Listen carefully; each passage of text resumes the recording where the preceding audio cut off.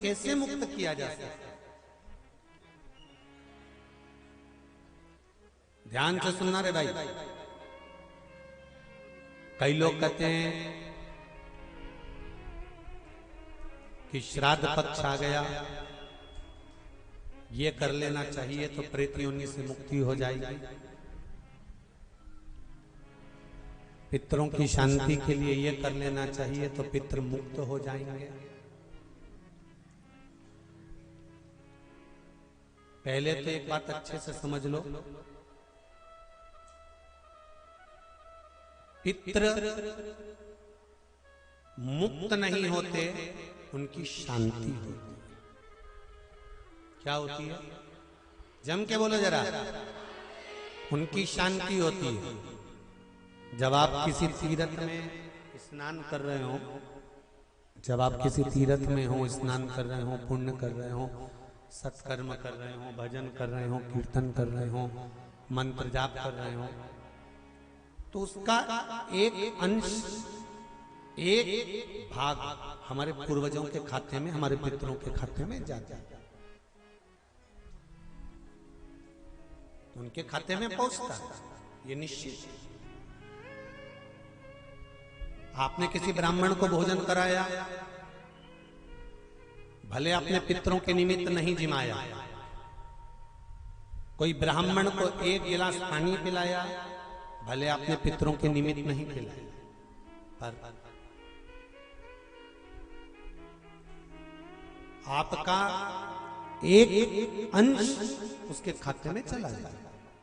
उससे क्या होगा? पितरों की शांति। और समझ लो, गया जी में पिंडदान कर देने से क्या पितृ मुक्त हो जाते हैं? बद्रीनाथ जाकर कपाल क्रिया करने से क्या पितृ मुक्त हो जाते हैं?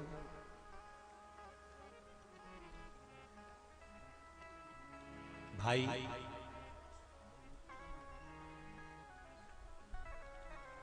गया जी जाना तो वहां के पंडा जी से पूछना, हम यहाँ पिंड दान कर देंगे तो क्या वो मुक्त हो गए? पंडा जी कहेंगे, आप अपने पूर्वजों को गया का पिंड देकर, उनका पिंडदान कर कर आप उनको भगवान विष्णु के चरणारविंद में छोड़ गए। पर आप घर जाना तो घर पर जब जब श्राद्ध पक्ष आए तब ब्राह्मण को भोजन जरूर करना। भले तुम भूख मत देना, कौवे का मत निकालना, पर एक काम जरूर करना कि ब्राह्मण भोज कराना। उससे क्या होगा? 16 श्राद्ध में जब हमारे पितरों को, हमारे पूर्वजों को पितृलोक से छोड़ा जाता है, तो वो सबसे पहले जिस घर में रहे होते हैं, जहां उनका पिंड घर में दिया होता है, जहां रहे होते हैं, सबसे पहले वो वहां आते हैं, सबसे पहले वहां आएंगे।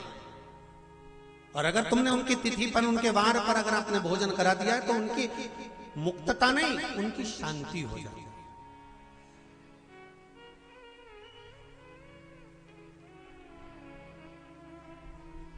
पितरों की मुक्ति कैसे? उनकी मुक्तता कैसे?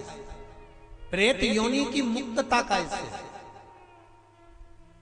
तो कहा, जैसे भगवान का नाम लेने वाला व्यक्ति दूसरा जन्म नहीं पाता, उसी तरह भगवान का जो भजन करते हैं, कीर्तन करते हैं, मंत्र जाप करते हैं, या शिव महापुराण की कथा, राम कथा, भागवत कथा, विष्णु पुराण आदि जितनी भी पुराण हम श्रवण करते हैं, हमारे श्रवण करने का एक भाग हमारे पितरों के खाते में जाता है, तो उस कथा के फल से उनकी मुक्ति हो जाती है।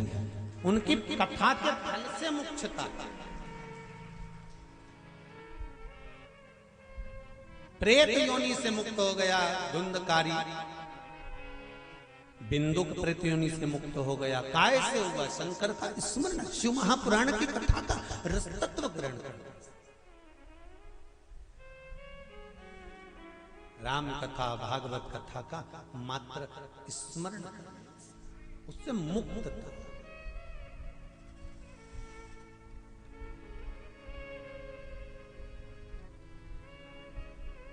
श्राद्ध पक्ष में चाहे चातुर्मास के अंतर्गत श्रावण का जो महीना चल रहा है, इस श्रावण के महीने में आप जो भगवान शंकर को 2 लोटे से जल चढ़ा रहे हो, 2 लोटे नहीं हो, घर में 2 कलश नहीं हो, तो कलश के ऊपर एक कटोरी भी रखकर लेकर 2 कटोरी से आपने अगर जल समर्पित करा है, इसका एक अंश हम पहले भी कथा में कह कर आए हैं कि आप शंकर भगवान को जब जल चढ़ाते हो, शंकर भगवान को जब जल समर्पित करते हो, उसका एक अंश घर में रहने वाले प्रत्येक मनुष्य के, प्रत्येक जीव के खाते में चला जाता है।